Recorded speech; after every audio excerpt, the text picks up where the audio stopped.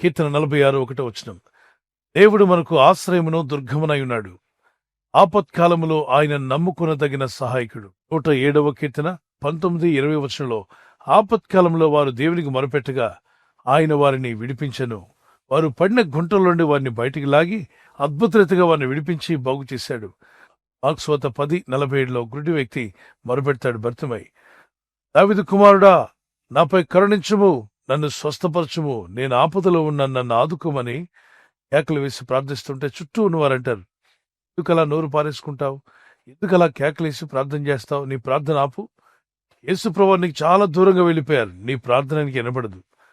ఆయన నిన్ను దాటి వెళ్ళిపోయాడయ్యా, ఎందుకలా కేకలు వేస్తావు, ప్రార్థన ఆపు అని ప్రజలు అంటుంటే మరింత బిగ్గరగా ప్రార్థన చేశాడు. దావీదు కుమారుడా, నన్ను కరుణించుము, దేవా నాకు సహాయం చేయమని ప్రార్థన చేశాడు. ఆ ప్రార్థన ప్రభు విన్నాడా? ఎస్, విన్నాడు. ఎందుకంటే వాగ్దానం చేసిన వాడు ఆయనే. ఆపత్కాలంలో ఆయన నమ్ముకొనదగిన సహాయకుడు. మీకున్నటువంటి ప్రతి విషయాన్ని ప్రభుతో పంచుకోండి, ప్రార్థించండి. ప్రభు, నా పరిస్థితి ఈ విధంగా ఉంది, నీ సహాయం నాకు కావాలి. ఆర్థిక విషయాల్లో కావచ్చు, ఆరోగ్య విషయంలో, ఆత్మీయ విషయంలో కూడా, కుటుంబస్తులు రక్షించబడే విషయంలో, పిల్లల భవిష్యత్తు విషయంలో, మీ ఉద్యోగ వ్యాపార విషయంలో, మీ ఆత్మీయ యాత్రలో ఏ శోధన వచ్చినా, మనుషులను ఆశ్రయించినా, రాజులను ఆశ్రయించినా నష్టపోవచ్చేమో గాని దేవుడైన ప్రభుని ఆశ్రయించిన వాడు ఎన్నడూ నష్టపోడు. యేసు ప్రభు వారి శిష్యుడైనటువంటి పేతురు యేసయ్య వైపు చూస్తున్నంతసేపు సముద్రంలో మునిగిపోకుండా, బెదరకుండా, కాలు తొట్టెళ్లకుండా చక్కగా నడవగలిగాడు. అంతలోనే ఎందుకో అతనికి వెనక్కి తిరిగి చూసి ఒక్కసారి తన ఫ్రెండ్స్ వైపు తిరిగి నేనెంత గొప్పనో చూపించుకోవాలనుకున్నాడు. ఫోజిచ్చి ఇటు తిరిగేలోగా పక్కన గాలి కనబడింది. గాలి కెరటాలను చూడగానే భయం వేసింది. భయపడగానే మునగసాగాడు. హఠాత్తుగా సముద్రంలో మునిగిపోతుండగా అప్పుడు గట్టిగా కేక వేస్తాడు, ప్రభా నన్ను రక్షించుము, నేను మునిగిపోతున్నాను అని కేక వేస్తాడు. అప్పుడు వాక్యం చెప్తుంది, వెంటనే యేసు చెయ్యి చాపి అతన్ని పట్టుకున్నాడు. Immediately Jesus stretched forth his hand and caught him. సముద్రం మీద అంత దూరం నడిచిన పేతుర్ని మునిగిపోయేలా చేసింది ఎవరు అంటే భయము. ఎందుకు వచ్చింది భయం? చుట్టూ ఉన్న పరిస్థితులను చూశాడు.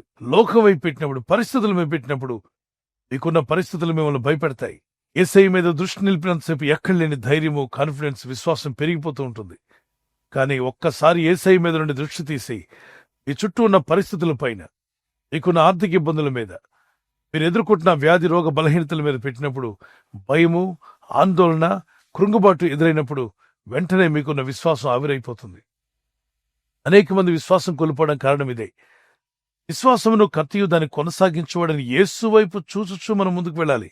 నా ప్రియ సహోదర సహోదరి, ఒక్కసారి నిన్ను పరిశీలించుకో. ఏదన్నా పరిస్థితుల్లో నువ్వు మునిగిపోతున్నావా? కొందరు ఆర్థిక ఇబ్బందుల్లో మునిగిపోతూ బాధపడుతుంటే, కొందరు శరీరాశల్లో మునిగిపోతున్నారు, మరికొందరు నేత్రాశలో మునిగిపోతున్నారు, మరికొందరు లోక విషయాల్లో దేవుని నుండి దూరమై మునిగిపోతూ ఉన్నారు. కొందరు వ్యాధి రోగం వల్ల పరిస్థితులు బాలేనప్పుడు వాటి వైపు చూడగా అవి మిమ్మల్ని కృంగదీస్తాయి, నిరుత్సాహపరుస్తాయి, మిమ్మల్ని మునిగిపోయేలా చేస్తాయి. ఈరోజు మీ చుట్టూ ఉన్న పరిస్థితులు చూస్తే అవి మీ హృదయాన్ని భయపెడుతున్నాయి, మీ హృదయానికి ఆందోళన కలిగిస్తున్నాయి. నేను ఎలా జయించగలను ఈ శోధన? ఈ శ్రమను, ఈ శోధన నేను ఎప్పుడు జయిస్తాను? ఈ అప్పులు ఎప్పుడు తీరుతాయి? ఎప్పుడు నాకు జాబ్ వస్తుంది? ఎప్పుడు నేను ఒక మంచి వ్యాపారం చేయగలను? ఎప్పుడు నాకు రావాల్సిన బిల్స్ అన్ని క్లియర్ అవుతాయి? ఎప్పుడు మా పిల్లలు ఎదిగి వర్ధిల్లుతారు? ఎప్పుడు నా జీవితం స్థిరపడుతుంది? అన్ని వయసుల వారికి అనేకమైన క్వశ్చన్ మార్క్స్ మీ ముందు నిలబడి ఎప్పుడు, ఎప్పుడు, ఇంకెప్పుడు, ఇంకెన్నాళ్ళు అనే క్వశ్చన్ మార్క్స్ కనిపిస్తున్నాయా?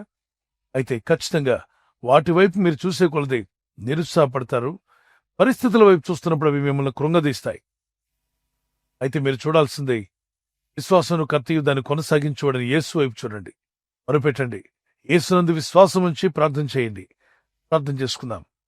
కళ్ళు మూసుకునండి. ప్రభు అయిన యేసు, నా జీవితంలో ఆశ్చర్యకారం జరిగించండి. ప్రభు, ఆపత్కాలంలో నమ్ముకునదగిన సహాయకుడు నాయన. ప్రభు, ఈ వాగ్దానం పట్టుకుని ఎవరైతే ప్రార్థిస్తున్నారో వారి జీవితంలో ఎదురైన ప్రతి ఆపద నుండి, శోధన నుండి, శ్రమ నుండి వారిని విడిపించి నీ సాక్షులుగా వారిని నిలబెట్టుకోమని వేడుకుంటున్నాను. ఆపత్కాలంలో మమ్మల్ని కాపాడుతానని చేసిన వాగ్దానాన్ని మీరు నెరవేర్చబోతున్నందుకు స్తోత్రాలు చెల్లిస్తున్నాను. ప్రభు, విడుదల పొంది, స్వస్థత నుండి, ప్రతి అపాయం నుండి వీరు తప్పించబడి నీ గురించి సాక్ష్యం ఇచ్చి నేను ఘనపరిచేవారిగా వీరిని, వీరి కుటుంబాలను దీవించమని వేడుకుంటున్నాను. మీరు ఎదుర్కొంటున్న ప్రతి శోధనలో వీరికి సహాయం దయచేయండి. ఆశ్చర్యకరమైన నీ హస్తము చాపి మునిగిపోతున్న పేతును లేవనెత్తిన నా ప్రభా, నీ ప్రజలను కూడా లేవనెత్తండి. వారు ఏ స్థితిలో మునిగిపోతున్నా, ఎలాంటి ఆర్థిక ఇబ్బందుల్లో మునిగిపోతున్నా, వారు మునిగిపోకుండా వారిని లేవనెత్తబోతున్నాం నాయన. ఈ రాత్రి నెమ్మదితో పండుకొని సురక్షితంగా కాపాడబడినట్లుగా నీ అగ్ని కంచి వేసి మమ్మల్ని కాపాడండి. మీ చిత్తములో కొనసాగే కృప మా అందరికీ దయచేయమని యేసుక్రీస్తు ప్రశస్త నామములో వీరందరికీ చక్కని నిద్ర దయచేసి తెల్లవారు లేచి కృపను మాకిమ్మని క్రీస్తు నామములో అడిగి వేడుకుంటున్నామా పరలోక తండ్రి. ఆమేన్. God bless you. ఈ వాగ్దానం మీతోనే కాకుండా అనేకులకు షేర్ చేయడం మర్చిపోవద్దు. అలాగే ఈ యొక్క ఛానల్ సబ్స్క్రైబ్ చేసి ఇతరులతో కూడా చెప్పి సబ్స్క్రైబ్ చేయించండి. Good night. God bless you.